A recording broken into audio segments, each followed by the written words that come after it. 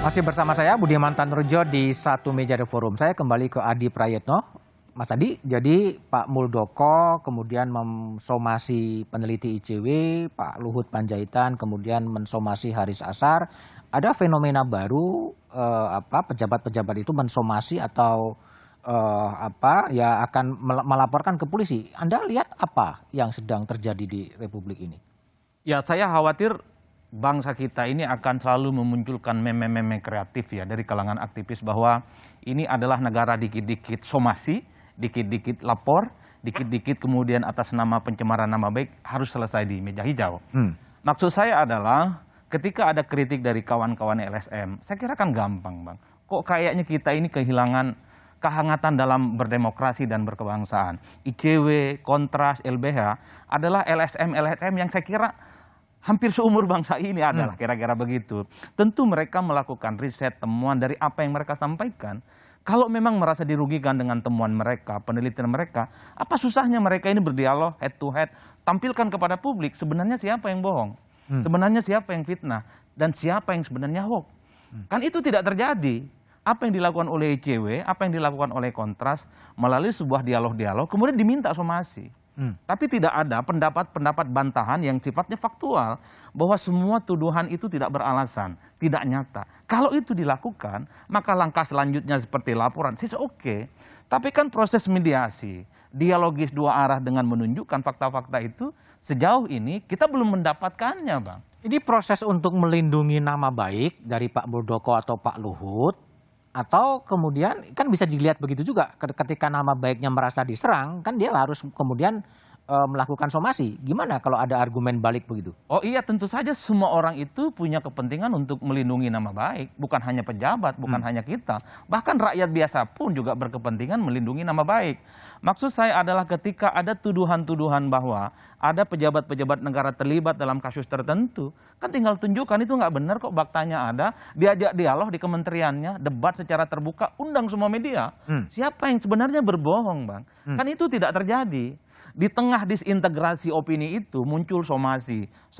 Itu yang saya bilang bahwa satu sisi LSM ini tentu punya rekam jejak yang bagus dalam pembangunan kualitas demokrasi, tapi pada sisi yang lain kita juga harus melindungi privasi seorang seorang elit di negara ini.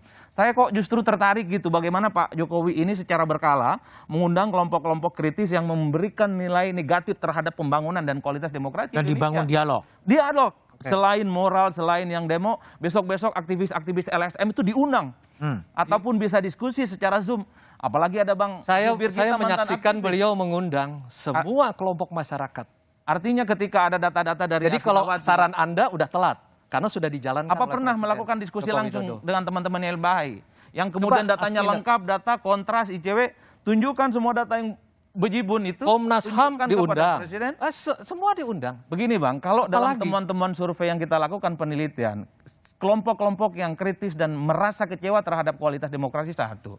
Ya kita perlu berdebat nih tentang polling kamu, metodologinya. Di atas menengah ke atas. Kita pengen tahu metodologinya. Orang Kompas nih, Litbang Kompas membuat survei itu yang namanya kepercayaan presiden masih tinggi kok. Ya. Berarti beda dengan Anda. Saya lebih percaya pada Litbang Kompas. Ini beda. Metodologinya berbeda. Nggak ada masalah deh. Ya, ini soal kualitas demokrasi, Bang. Saya juga anak kampus.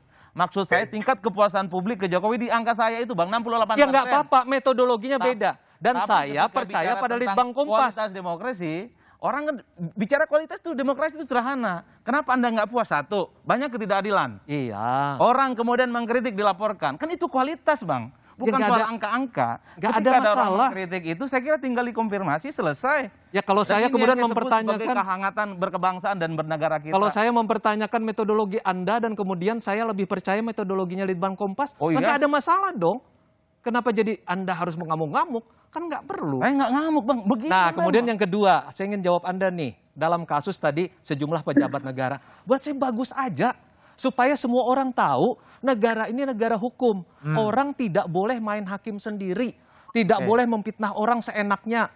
Kalau tidak boleh kemudian menghina orang seenaknya. Itu ada konsekuensi hukumnya. Ini negara hukum, biasa aja.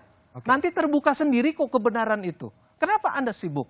Oke, baik. Saya ke Bung Mardhani. Bung Mardhani, Jadi kalau Bung Mardhani lihat nih ada aktivis yang merasa dikekang, lalu ada somasi yang dilayangkan kepada orang yang merasa kemudian nama baiknya tersudutkan atau dicemarkan. Fenomena itu Anda baca sebagai apa, Bung Mardhani? Saya agak sedih ketika Fajrul bilang kan semua punya hak. Ketika Anda menjadi pejabat publik, beberapa hak privat Anda berkurang. Karena Anda memang diberikan amanah, diberi anggaran, diberi fasilitas, diberikan berbagai hal untuk menunaikan itu. Mestinya standar moralnya, standar etiknya beda gitu loh. Tidak boleh tiba-tiba melaporkan. Harus jadi ayah, harus jadi orang yang bijak. Karena Anda yang diminta menjaga rakyat. Kalau ada kritik, ya dekati, datangi. Lebih indah lagi akhlaknya, bukan main. Kalau buat saya, bukan contoh yang baik penegakan hukum ketika laporan lebih banyak atau banyak dilakukan oleh para elit. Mestinya para elit lebih sadar diri, lebih nerima, oke, saya dianggap dituduh, oke, saya undang.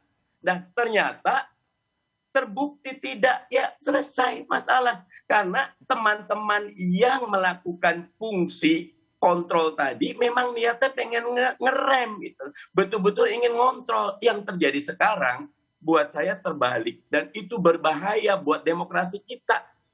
Nanti Aspina bisa memberi contoh bagaimana betapa tidak berimbangnya. Lihat Nyun Sewu, penasehat hukumnya atau orang yang diberi antara teman-teman ICW atau teman-teman yang lain dibanding dengan yang satu. Wah, itu udah pertunjukan David versus Goliat dan itu buruk buat penegakan hukum di Indonesia. Oke, Asvin, jadi kalau Anda lihat soal kualitas demokrasi tadi yang perdebatan antara Fajrul dan Adi, gimana menurut evaluasi dari YLBHI? Iya, jadi kan sebetulnya sama-sama tendensius ya, karena pasti Bang Fajrul nggak akan mengutip indeks demokrasi Indonesia yang turun terus-menerus dari The Economist Intelligence Unit, begitu kan Bang Fajrul. Kemudian soal somasi tadi menurut saya begini, kita nggak perlu lihat siapa yang disomasi, menurut saya begitu. Karena yang penting adalah siapa yang mensomasi. Artinya yang disomasi bisa siapa saja, tapi yang mensomasi adalah pejabat publik. Dan persoalannya adalah yang dipersoalkan adalah kaitannya dengan dia sebagai pejabat publik. Kecuali kalau urusannya misalnya tuduhan Pak Muldoko itu atau siapapun itu Pak LBP sudah pernah bercerai, itu kan nggak relevan. Gitu, orang bercerai kenapa? Itu urusan pribadi. Itu kalau dia kemudian tersinggung masih masuk akal gitu. Tapi kalau yang dipersoalkan ivermectin dan kemudian ada banyak berita bahwa ivermectin itu di beberapa negara dilarang, itu tidak saja memberikan sinyal untuk demokrasi kita, tapi itu juga kepada kesehatan.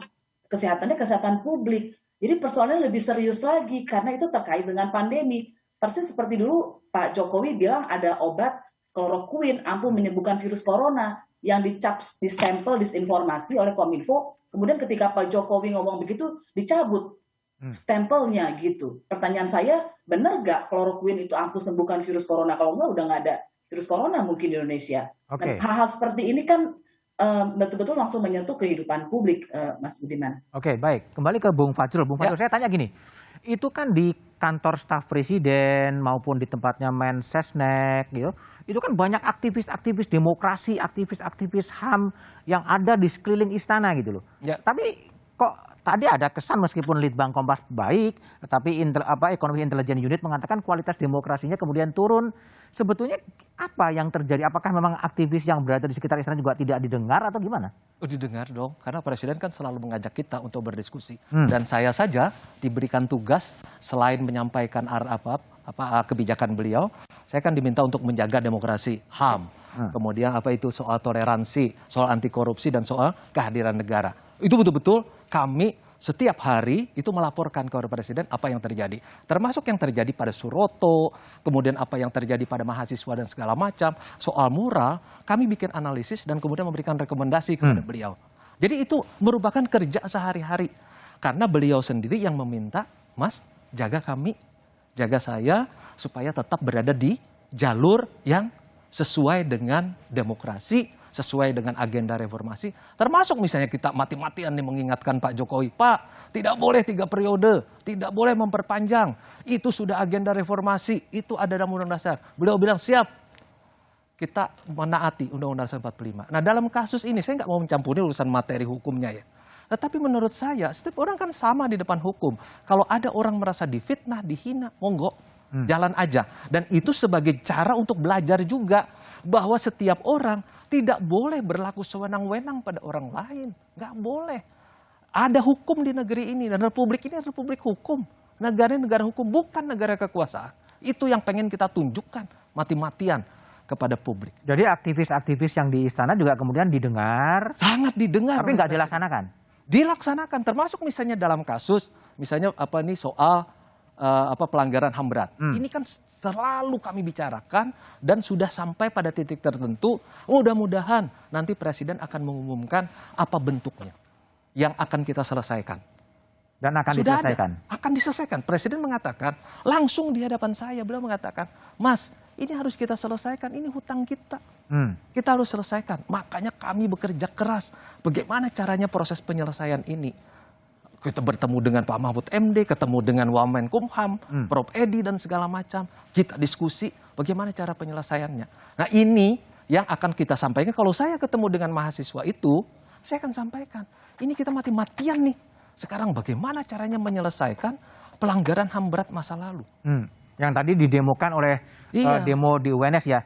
Lalu pertanyaan adalah, terus apa yang harus dilakukan oleh pemerintah agar kebebasan berekspresi, kebebasan berpendapat itu tetap terjamin? Jawabannya setelah jeda berikut ini.